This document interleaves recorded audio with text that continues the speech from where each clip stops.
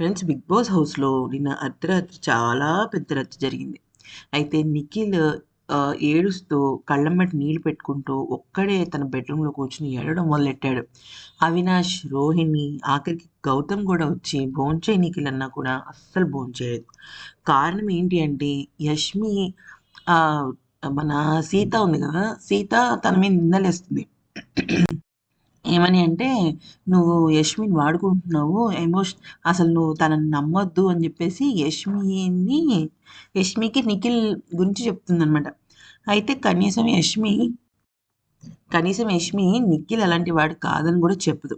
అయితే నిన్న ఏమవుతుందంటే, నిఖిల్ బెడ్‌రూమ్‌లో ఉంటే యష్మి అప్పుడే ఫ్రెష్ అప్ అయ్యి అవినాష్, గౌతమ్, రోహిణి, మన టేస్టీ తేజ వీళ్ళ ఆరుగురు కూర్చొని మాట్లాడుకుంటూ ఉంటారు. ఐదుగురు కూర్చొని మాట్లాడుకుంటూ ఉంటే, అప్పుడు రోహిణి, తేజ అంటారనమాట.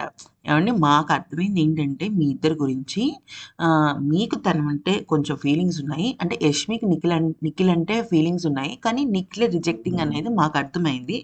కానీ అంటే మాకు మీరలా చెప్పారంటే, అప్పుడు యష్మి అంది, "అలాంటిదేమి లేదు. నాకొక డ్రీమ్ వచ్చింది.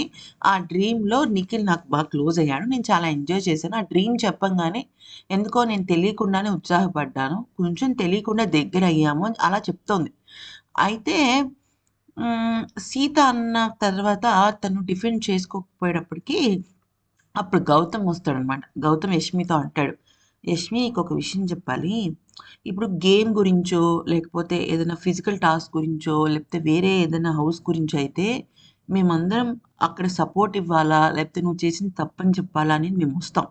కానీ ఇది చాలా సెన్సిటివ్ మ్యాటర్. నీకు, నిఖిల్‌కి మాత్రమే సంబంధించిన విషయం.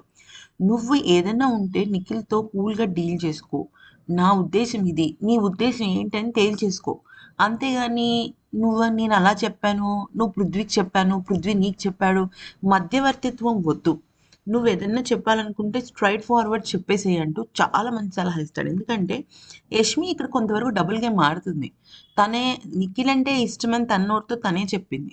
ఫ్రెండ్‌షిప్ చేద్దాం, దూరంగా ఉండంటే ఫ్రెండ్‌షిప్ కూడా చేయట్లేదు అంటుంది. డాన్స్ లేకపోతే ఏడుస్తుంది. ఇలాంటివన్నీ చేసినప్పుడు మరి నిఖిల్ ఏమనుకోవాలి? తనంటే ఇష్టమనే అనుకోవాలి కదా!